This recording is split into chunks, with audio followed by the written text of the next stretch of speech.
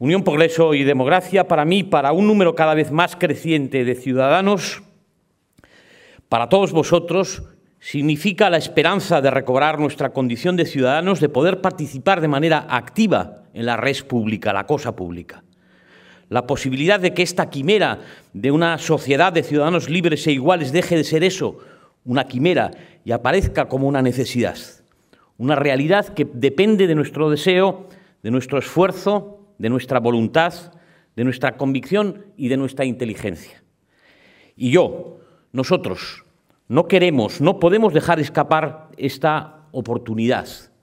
Lo decía ayer Rosa, ante la afirmación de que es imposible una alternativa a la miseria actual de la política, hay que responder a la manera del gallego, en el buen o mal sentido de la palabra. Afortunadamente, todos llevamos en algún rincón de nuestro corazón un gallego. Hay que responder, decía, a la manera del gallego. Cierto, es imposible, pero ¿es o no necesario? Eso basta. La esperanza solo está para los desesperanzados, porque nos guía una pasión, la pasión por la libertad, esa pasión que está en la raíz de todo progreso humano. Unión, progreso y democracia. ¿Por qué renunciar a esa pasión?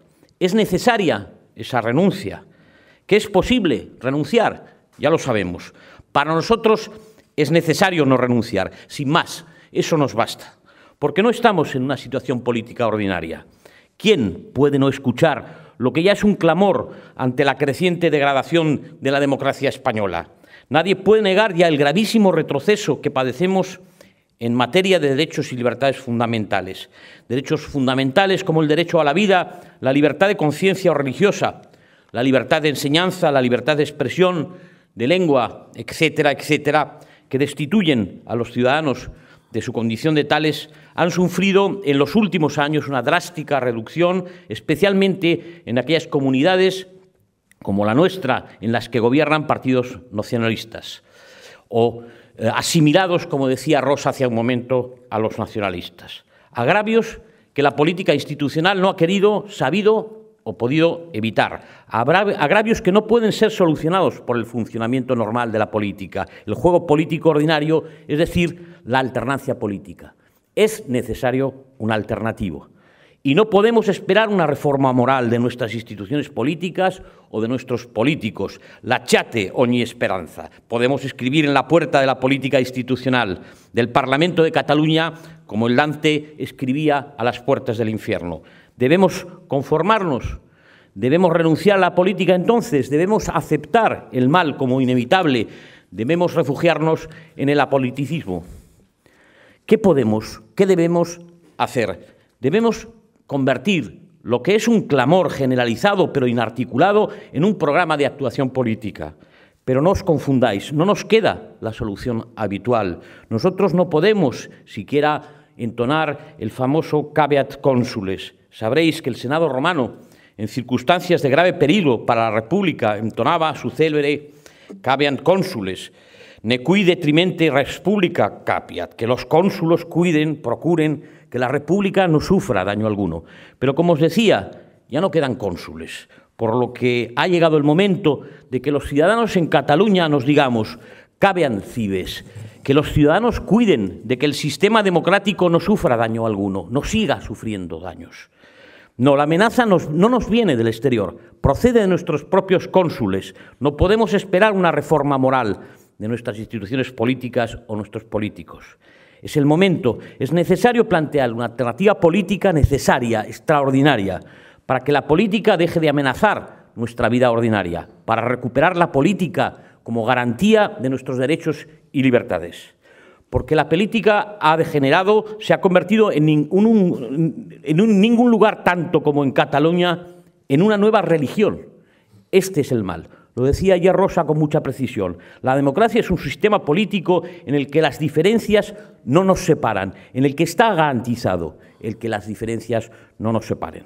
Un orden político al que no amenacen las diferencias. Esto es lo que hay que conseguir. De lo contrario, la diferencia, lo saben ustedes, se convierte en obligatoria y el orden político se constituye, exige la unidad de conciencia, la unidad de la lengua, la unidad de raza o de religión.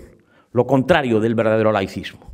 En esto consiste la verdadera reforma, la verdadera alternativa que Unión, Progreso y Democracia significa. Iguales ante la ley, con independencia de cualquier credo, opinión, origen, lengua, la libertad en suma. No hay que ser nada obligatoriamente, ninguna identidad obligatoria, no tener que profesar ninguna confesión para tener plenitud de derechos, para ser ciudadanos catalanes o españoles. Este es el verdadero fundamento de la democracia. Es esto lo que la maltrecha Constitución de 1978 nos posibilitaba. Y esa esperanza, ese proyecto político, es lo que debemos recobrar. Fue posible y sigue siendo posible.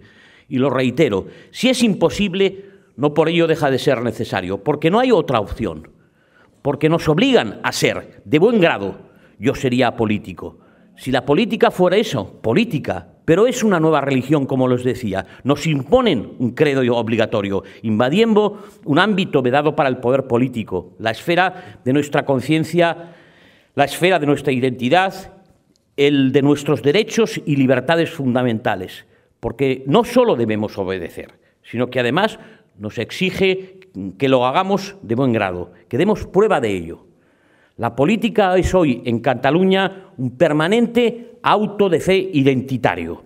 Al rechazo inarticulado de esa fe obligatoria en la que se ha convertido la política le llaman desafección, como si la ley exigiera el cumplimiento de la ley, exigiera el afecto positivo de los ciudadanos. La ley civil solo exige su cumplimiento, lo que no cumplen nuestros representantes políticos, ni más ni menos. En ese consiste su carácter civil, laico. De lo contrario, estamos ante un deber religioso, ante un dogma, porque de esta condición depende la laicidad del orden político. El único modo para seguir siendo ciudadano sin que la diferencia destituya al ciudadano de su condición, para pasar a ser un anticatalán o un antiespañol. No somos desafectos de la política. Porque la política no es para nosotros un acto de fe. No profesamos lealtad a ningún credo, solo a una Constitución, lo que nos permite la libertad de profesar el credo que libremente escogemos, sin que ello importe ni lo más mínimo para establecer el lazo político que nos hace miembros de pleno derecho de nuestra comunidad política. Y acudiremos a las urnas el próximo día 28 para materializar esa esperanza, para recobrar la política, la verdadera política, la alternativa necesaria a la nueva religión, para recobrar nuestra condición de ciudadanos, no de fieles. Pero para que ello sea posible, ya no es necesario, sino imprescindible que consigamos que Unión, Progreso y Democracia se siente y se sienta en el Parlamento de Cataluña. Sin el magenta no hay color, decía Rosa. El color del laicismo en la política, el color de la verdadera política, el color laico que destituirá el monocolor, la grisura de la nueva religión y hará surgir la esperanza del arco iris de la política sin religión. Muchas gracias.